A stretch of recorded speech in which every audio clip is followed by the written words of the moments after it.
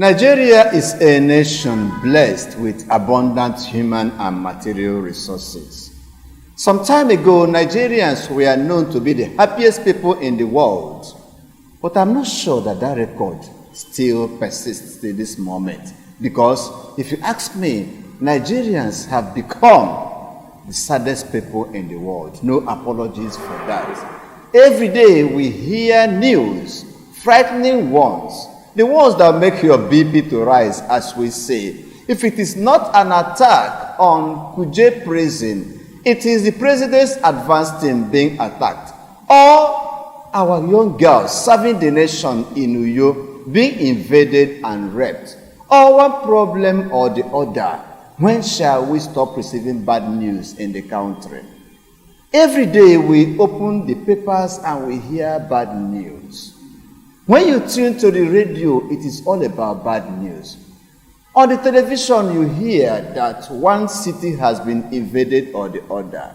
Well, I know that we are passing through trying times, and by the grace of God, that we shall come out of it. Today, we shall be bringing you headlines, different issues that trended in the news in this passing week. With that, I welcome you to this edition of News Headlines this week. And as usual, I have a panel of discussants that will be analyzing very critically these issues without bias. And I have with me Mr. Rowland Alozie. Rowland, welcome to this edition of News Headlines this week. Good morning, Doc, and good morning, our viewers. From my right also, I have another public affairs analyst, Mr. Nnamdi Elekwachi. I welcome you to this edition of News Headlines this week. Thank you for having me and for welcoming me. And good morning, our viewers. Ladies and gentlemen, when this administration, APC administration, came to power, one of the factors or the promises made was to fight insecurity. And I know that the primary responsibility of every government is the protection of lives and property.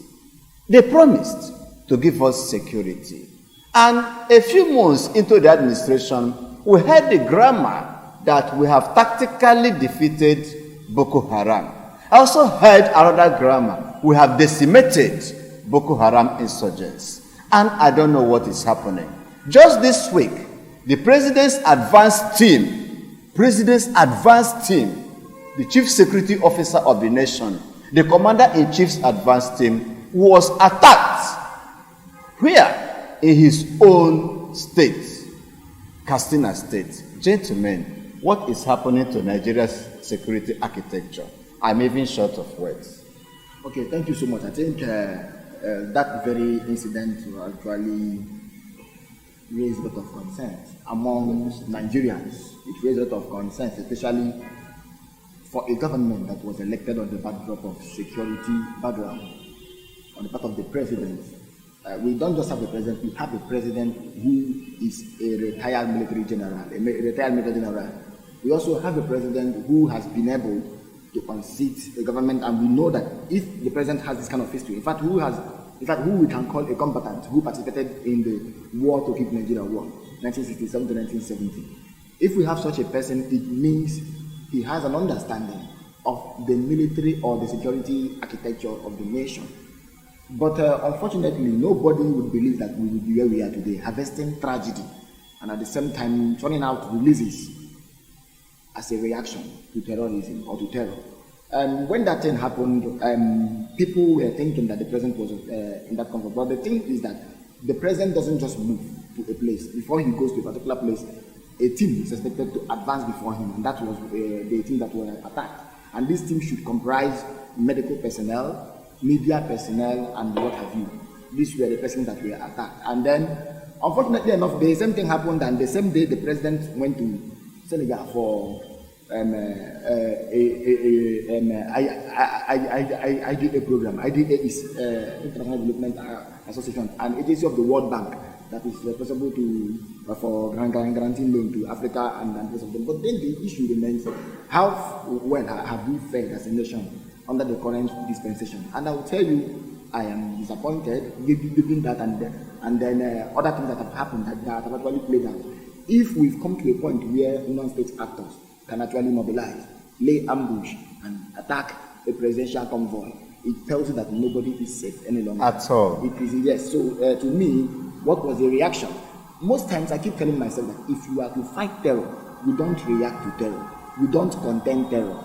You don't even counter terror. Because countering means offense has happened and you are trying to counter or trying to beat back the enemy or to repel the attack. I say terrorism is best served with preemption, ability to use intelligence to foresee and foretell what would happen and then forestall that same thing.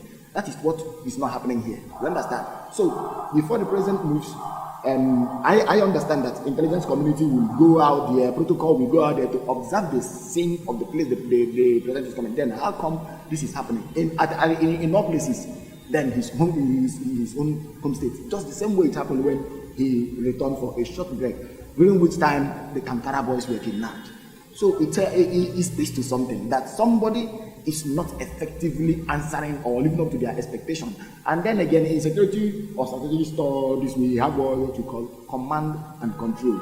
Is the command in order? Is the control in order? Given us into what we have seen. So this is the question that actually should raise concern. And then accountability. Just the other day, we heard how the British Prime Minister resigned the portfolio. Why? Because yes, something that was related to him, something that has to do with integrity. We are going too far. Yeah. When you mention the resignation of Johnson, you know, it is alien to Nigeria for any officer to resign. Despite how poor the person may have performed. Coming to the issue of security in Nigeria, I remember when the present administration came in, they talked about lack of efficient arms, that is why they've not been able to contain the Boko Haram terrorists. And I think in the first time of President Buhari that the National Assembly approved $1 billion for the purchase of Tucano fighter jets, helicopters. And since the acquisition of those Tucano fighter jets, instead of the insecurity to reduce, the thing is even going to the crescendo, to the point that the advanced team of the president, just the next, the particular place they were attacked, well, after that you now get to Daura, the hometown of the president. That tells you that we have not done anything at all when it comes to the issue of insecurity. Why? Because we are fighting insecurity with kid blow. Even after that attack, we've not had any statement coming from the defense chiefs that look at the steps they've taken. Instead of that, what happened was, I think a day after or 2 days after, the Air Force bombed civilians in the name of fighting Boko Haram terrorists. Yeah. They mistakenly bombed civilians in that same area. The same thing we saw happen in, I think, 2017. Yeah. When they actually trying to shell the location of the enemy and mistakenly shell. I believe that why that dust was yet to settle. We heard that Kuje Maximum Prison, they no longer call it, is it medium? Okay, Kuje medium Prison in Abuja was attacked. 100 and something inmates fled. 800 something fled, and 64 Boko Haram suspects also among those that fled. Abuja is where all the service chiefs are. Abuja is the seat of government. And this was attacked. The place was attacked. Kuje Prison.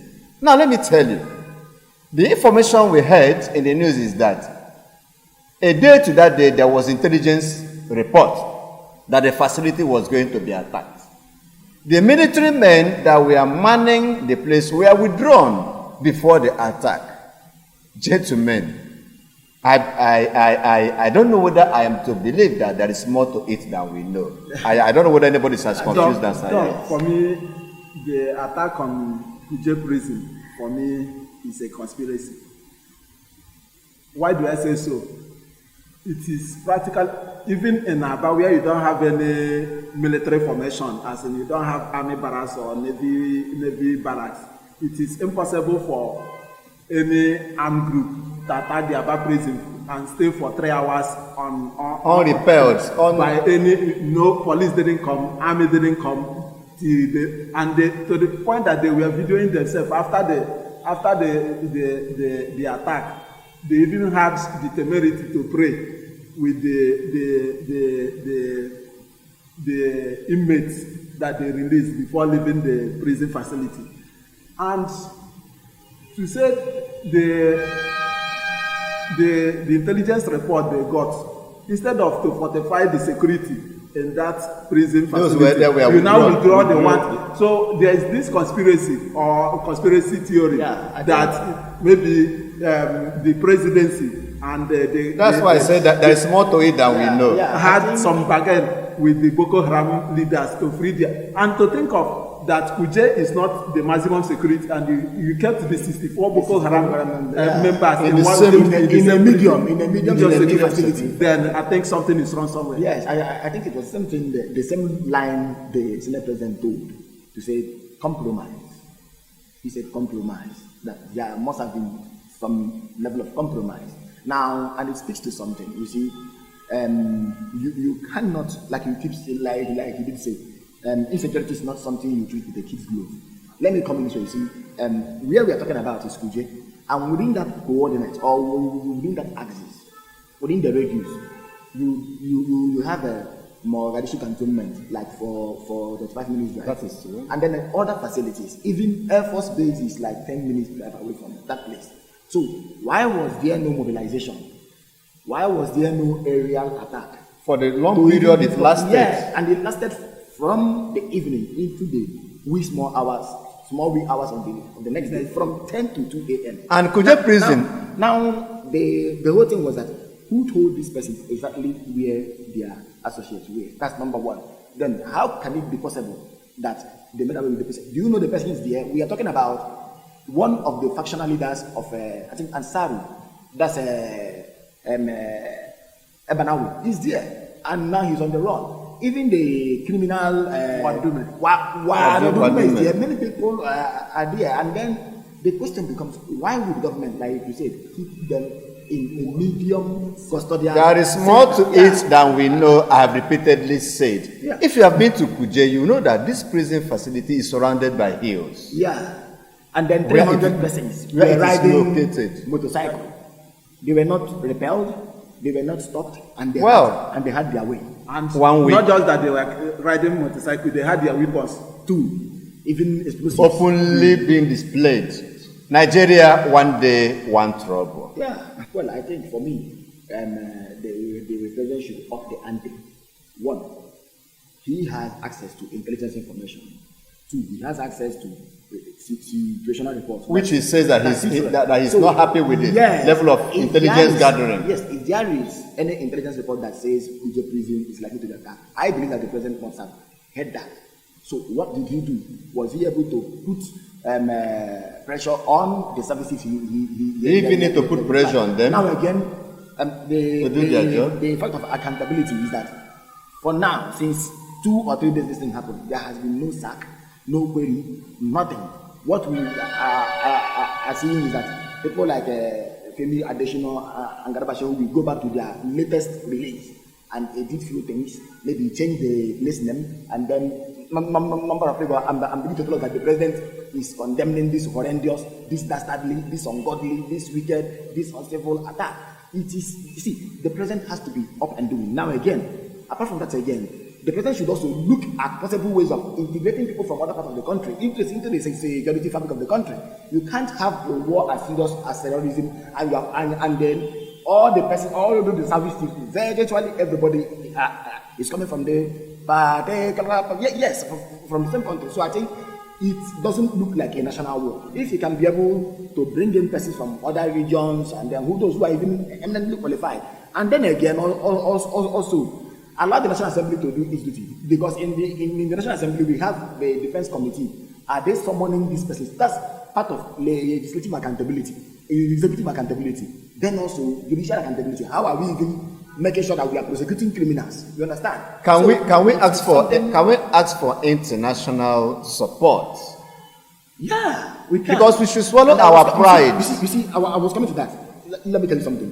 The terrorism we are dealing with is what we call transborder terrorism. That is true. It's not a domestic terrorism. Whether you're talking about Anseru, whether you're talking about ISWAP, whether you're talking about Boko Haram or any splinter group, they are operating between borders with Chad, Cameroon, Nigeria, and the rest of them.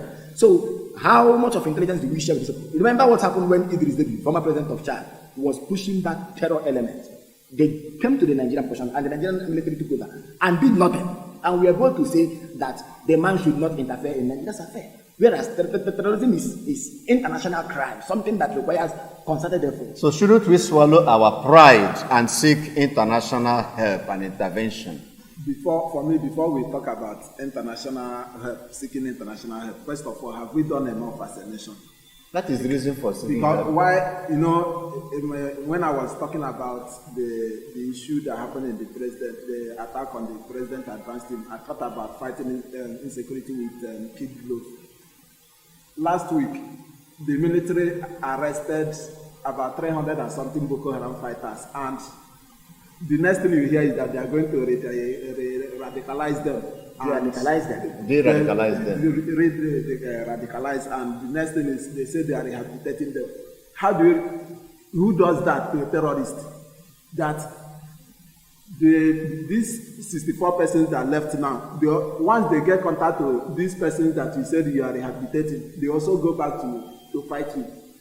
You don't show mercy to someone that has made himself a terror who comes to a place, no provocation, and start killing, bring havoc. That's number one. Two, to mention that in Kuje Prison, the one at the center of the country, that there is no CCTV camera. That tells you the level of... No, the president has called for the theft. I wouldn't know whether that was just a mirage. There is a report now emerging that there is no CCTV. There is no CCTV. Yeah. I think it was the Senate president that said that they are asking the Controller General to make sure that it is included in the next year's budget, that it has to be installed. They are talking about only Kuje. You are not talking about all the medium prisons. And the maximum prisons like Kirikiri and the rest of them. Across the country. Then, it same this same week or last week that reports emerged from ICPC that former chief of army staff, some billions were found in a house allegedly belonging to him. These are monies that are supposed to be used to buy ammunition to be used in fighting these terrorists. Until we start, like Nnamdi mentioned, until both the legislature and the judiciary start doing their job, and the president in the first place. I don't know whether you saw the tweet from the president on the day that incident happened. That's how they got, how they moved from wherever they are to that place unhindered, that he's wanted and all that. The president is even crying more than the people that he's leading. What Nigerians expected was that as immediately that thing happened, the Minister for Interior, the Controller General, should have been sacked instantly for that incident to have happened.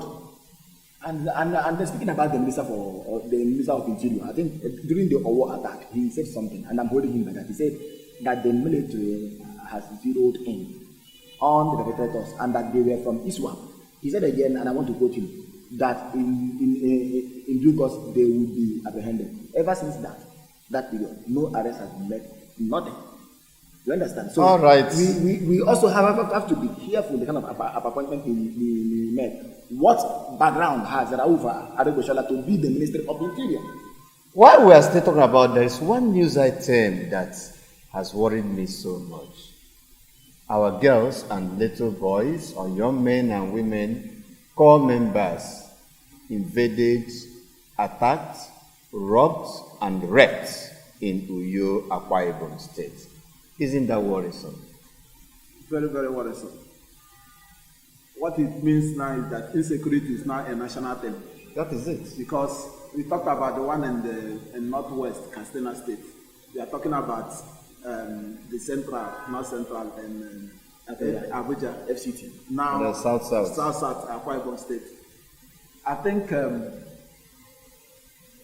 there is a lot that needs to be done.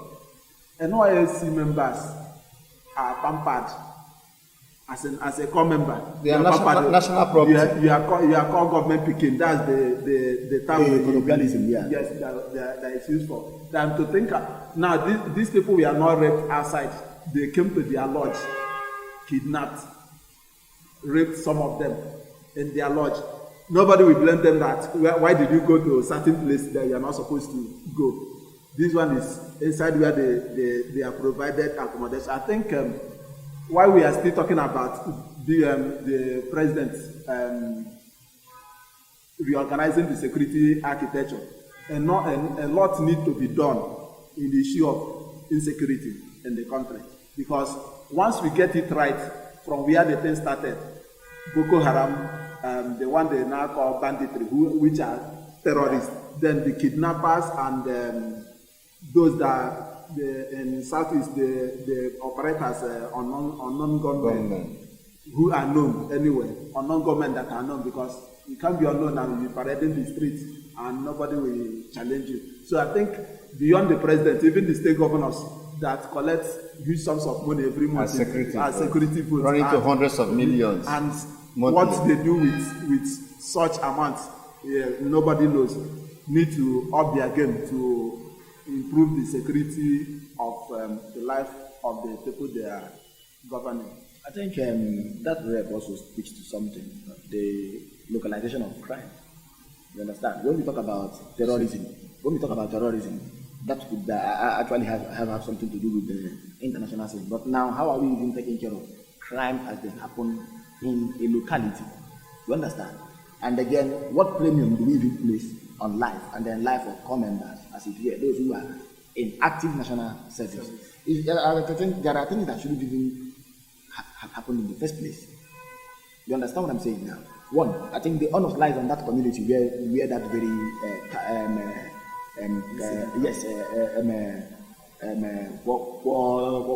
water is. Then two, again, you have the state coordinator. You also have even the ZI and the LI before you even get to the state governor and then to the president or anything. So I think we should be seeing queries, and that's what I always talk about when I say accountability. You understand?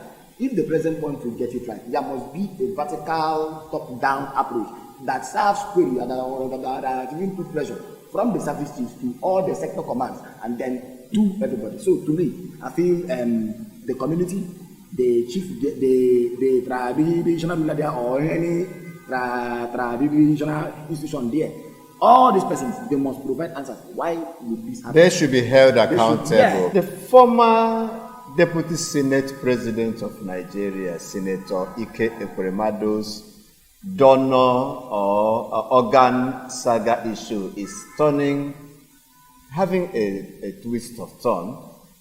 Yesterday, a UK court ruled that David, the supposed donor, he hasn't donated yet, the planned donor is no longer 15 but 21.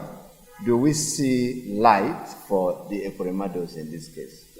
For me, the first order he has called the first order, which is the supposed donor is not underage. It's not a minor.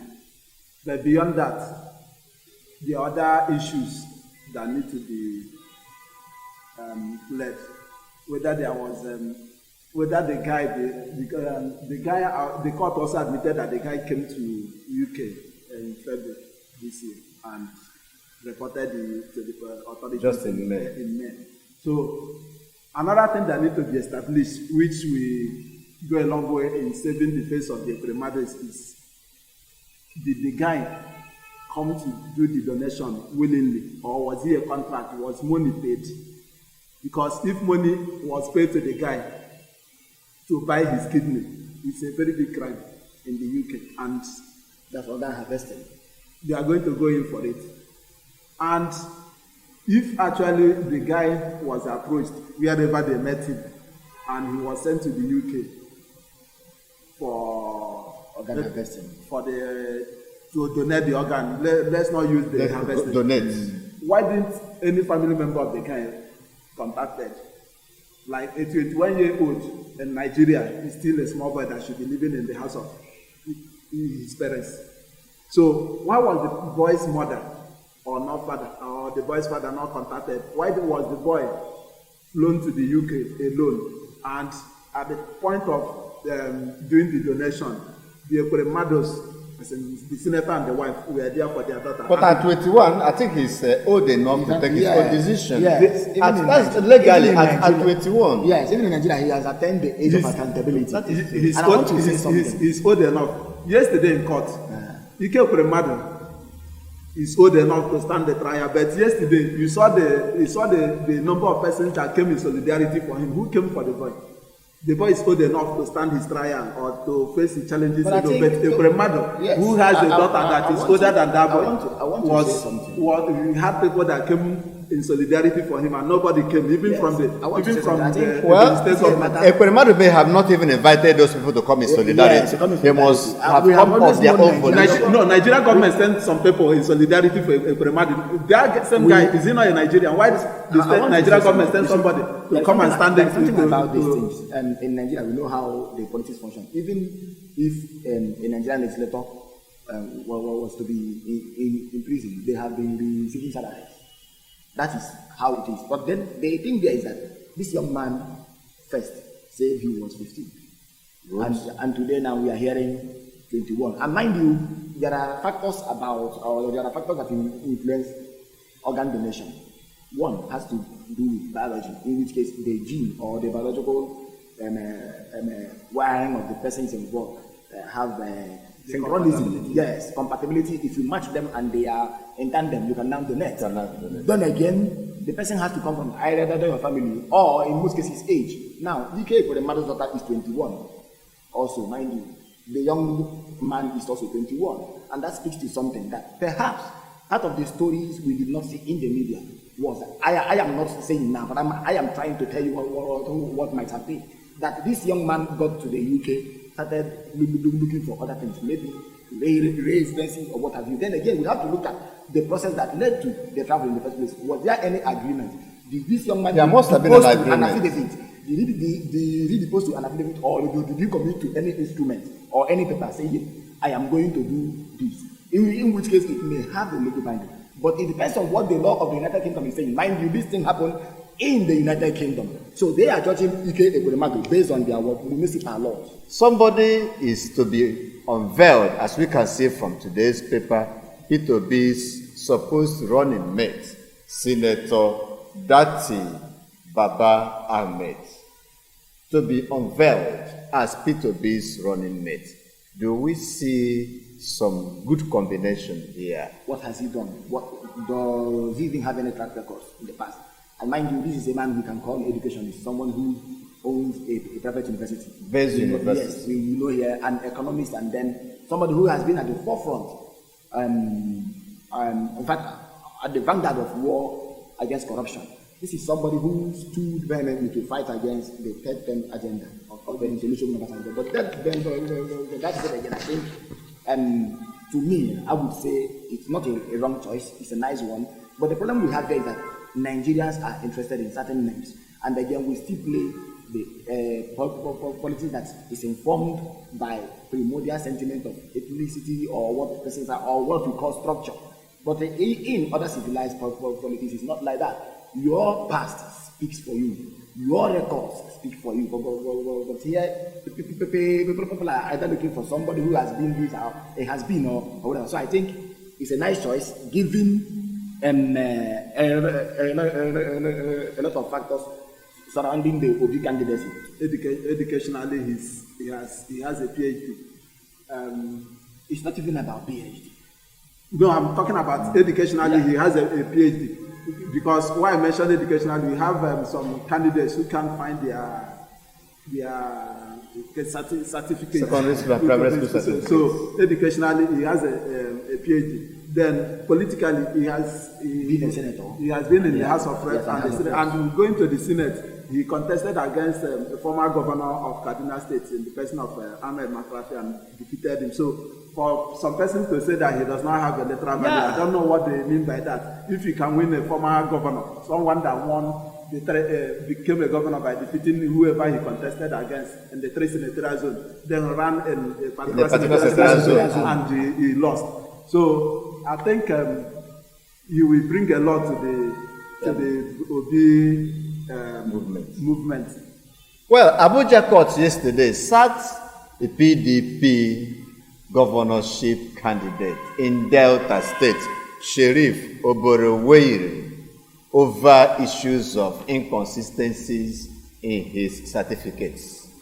That is a blow to me. And APC is already rejoicing that it is all over. Is it all over?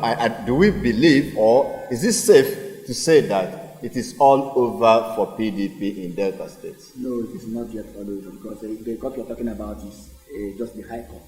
Yes, so he can still appeal at the appellate court. But that's it again. I think this is also another thing. Remember, one of the reasons that brought Governor Obi, yes, of a concept was related to certificate issue. And then again, we are having in this particular election cycle, virtually everybody, in fact, all the major parties have certificate issue. If it is not that theirs was actually stolen by military persons, it is that it got lost on the way. Yes, it got lost. So even the incumbent president has certificate issue. So the thing there is this: if someone says, "I have this degree," do we even make the necessary? Mind you, at the inception of this democratic division in 1999, one of the things that rocked the National Assembly was certificate scandal when it has to do with Ike Ekweremadu, and then again Sanusi Buhari. So why haven't we been able to correct this? If before even ministers too, you must remember somebody like Obon Oblang and the rest of them, they were being accused of what? Forging certificates. They took judgment before the Senate even screens them. Do we have the Senate call for the NLC, or they just come there and say bow and go? That is the problem. So again, I think the man himself, the sheriff man himself, has been having other problems of what? Acceptability and popularity. Mind you, former governors like Uduagan and the Iboli are seriously against it. So PDP is having an issue, and this is also one of the wranglings that party is having. During that, the person who brought this matter to the court was also, I think, a former finance commissioner. So it is something that will go down. Doc, from the governorship candidate of PDP in Delta State having issues, what I heard is that the court nullified his candidacy based on forgery. Yeah. Now, this person is the current speaker of the State House of Assembly. Now, you now ask, how was he screened? Before he became contested. Yes. Yeah, and for him to be the speaker means that he's not a first timer. Yeah. So, and we are looking at the secondary thing for me, which is how the PDP in Delta State is going to affect. For me, if I'm in the opposition party in Delta State, by now I would have been going to court to file for criminal. If forgery is a criminal offense, why he's going to appeal this judgment, I will also be prosecuting him for forgery, which is a criminal offense. Because how will he forge? Before this matter went to court, some people started. I saw it on social media before the primaries that this person that the Governor Okowa is anointed has certificate issues, and these people didn't end it in social media. They went to court and they proved their case. And somebody said something on Facebook that I read. He said even in heaven that judgment will be upheld. All right. Anambra government, one of the news items is that Anambra government yesterday, Thursday, demolished the mighty Odumeje's structure. Has Soludo touched the tiger's tail? No, actually, if you ask me, because I saw the pictures online and then everything. I think the building was actually very close to the canal or the sewage or whatever. The thing there is that people know how to bring about sensationalism or they romanticize issues. The building of this church was not totally raised down. What was raised down was just a security house in front of it. But then what I have concern is the way the security persons were manhandling this man. But the way they were actually torturing him, and you could be asking whether these persons are actually custodians of rights and arms. That's the judge.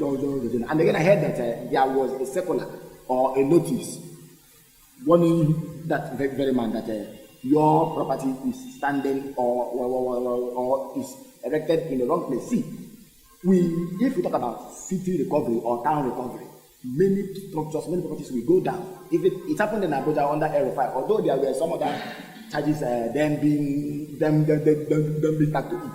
But if we talk about structure and then city development, in Nigeria we don't always follow plan. But the thing there is that Odumeje is a human being. First of all, he's a citizen of this country, and the early law thereof also affects him.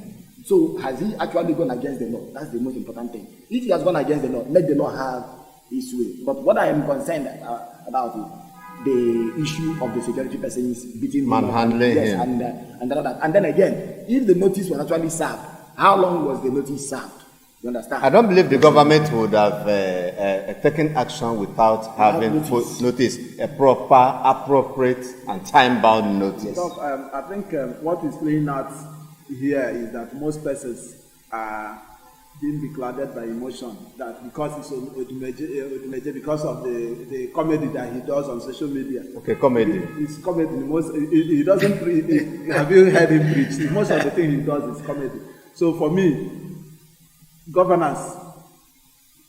in governance you must step on toes if you are serious about governance. Yes. It doesn't matter who is involved, and it's good that Soludo started it with the church building. Though Odumeje himself also came out to say that the main auditorium wasn't touched, that it's very far from where the water channel passed through, that is the security house, the gate house and the store and the fence. But my worry, the physical assault on Odumeje. Yeah. Another question is, what led to it? Why did he come there? The way, if you watch that video, he didn't come to see what was happening. He came as somebody that came to stop them from demolishing. That's the news, that he came to stop them. If you look at it, he came like the lion he claims that he is. There's something about it all. It doesn't matter the intention, whether he has come there to obstruct the work. I think the thing there points to something, that our security, in fact, our armed bearers sometimes lack restraint. This is not the first time. He has not even hit anybody. It's just that he came there was altercation, provoking what? Assault. So he shouldn't have been in the first place. To me, I think there was utter lawlessness on the part of the security agency. Whoever they are, there is, in fact, the state government should also begin to review that. We expect to see a statement from the state government. Ladies and gentlemen, we have been discussing news headlines this week, and I have Mr. Rowland Alozie with me and Mr. Nnamdi Elekwachi. Thank you. We've been analyzing issues that have made the news this week. I hope you will join us next week for another interesting edition of News Headlines This Week. I am Dr. Stanley Nduagu, the anchor. Thank you for being part of this show.